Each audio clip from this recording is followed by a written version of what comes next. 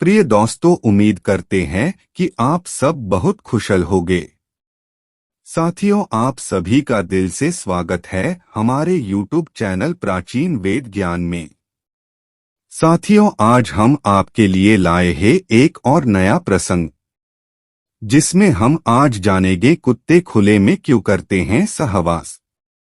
यह कारण प्राकृतिक था या फिर श्रापित? अगर कुत्ते श्रापित है तो किसने दिया श्राप? प्रिय दर्शकों, वीडियो शुरू करने से पहले आपने अभी तक हमारा YouTube चैनल सब्सक्राइब नहीं किया है तो बगल में घंटी के बटन को दबा के चैनल को सब्सक्राइब करें। अब करते हैं वीडियो शुरू। साथियों, कहानी की शुरुआत महाभारत काल के द्रौपदी विवाह से होती है। जब स्वयंवर की शर्त अनुसार सभा के बीच में एक नकली मछली लटकी हुई गोल घूम रही है और उसके नीचे एक तेल से भरा पात्र रखा था। उसी पात्र मछली का प्रतिबिंब दिख रहा था। शर्त के अनुसार जो भी उस प्रतिबिंब को देखकर मछली की आंख पर निशाना लगा देगा, वह ही इस स्वयंवर का विजेता होगा। और इसी प्रकार अर्जुन द्रौपदी का विवाह संपन्न हुआ। साथियों, जब अर्जुन द्रौपदी से विवाह कर उन्हें अपने घर लाए तो उन्होंने मां कुंती से कहा कि देखो मां, आज हम क्या लेकर आए हैं। साथियों, ज्ञात रहे कि जब पांडव भिक्षा मांगकर अपना जीवन यापन करते थे तो जो भी सारे दिन मांगकर लाते उसे मां कुंती को लाकर देते और मां कुंती उन्हें बराबर बांट देती। जैसे ही पांडवों ने आवाज लगाई तो मां कुंती ने बिना कुछ देखे ही कह दिया कि जो भी लाए हो उसे मिल बांट कर खा लो। साथिया, इसी बीच पांडव एक धर्म संकट में पड़ गए।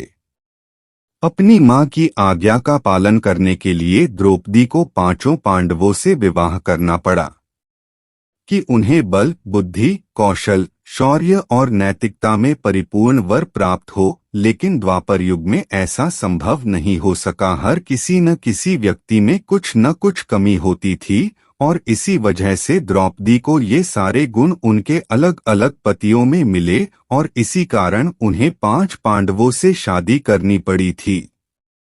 प्रिय दर्शकों, इसके बाद पांडवों ने यह निर्णय किया कि प्रत्येक माह में केवल एक ही पांडव के साथ अपना समय व्यतीत करेंगी और जो कोई भी इस निर्णय का उल्लंघन करेगा उसे 1 वर्ष वनवास काटना होगा। और जब भी द्रौपदी किसी पांडव के साथ अकेले में समय व्यतीत कर रही होती तो दूसरे पांडव को उस कक्ष में आना पूर्णतः वर्जित था।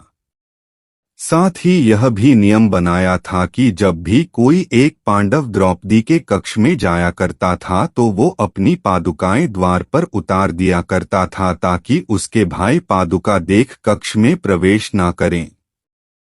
परंतु एक बार जब अर्जुन अपनी पादुका प्रवेश द्वार के बाहर उतार द्रौपदी के संग प्रेम प्रसंग में लीन थे, तभी द्वार पर एक कुत्ता आया और खेल खेल में उस कुत्ते ने उस अर्जुन की पादुका उठा ली और उसे लेकर वो पास के जंगल में जाकर उसके साथ खेलने लगा। उसी दौरान भीम अपने कक्ष की ओर प्रस्थान कर रहे थे।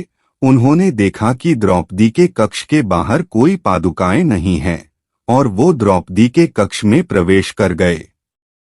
इस तरह से भीम को अपने कक्ष में देखकर काफी द्रौपदी शर्मिंदा हो गई और बहुत ही क्रोधित होते हुए उसने भीम से कहा कि उसने कक्ष में प्रवेश कैसे किया जबकि अर्जुन उनके कक्ष में है। इस पर भीम ने बताया कि बाहर कोई पादुका द्वार पर नहीं रखी है। दोनों भाई कक्ष के बाहर और उन्होंने पादुकाओं को खोजना शुरू कर दिया। ढूंढते ढूंढते वे पास के जंगल में पहुंच गए। उन्होंने देखा कि एक कुत्ता अर्जुन की पादुकाओं का साथ खेल रहा है।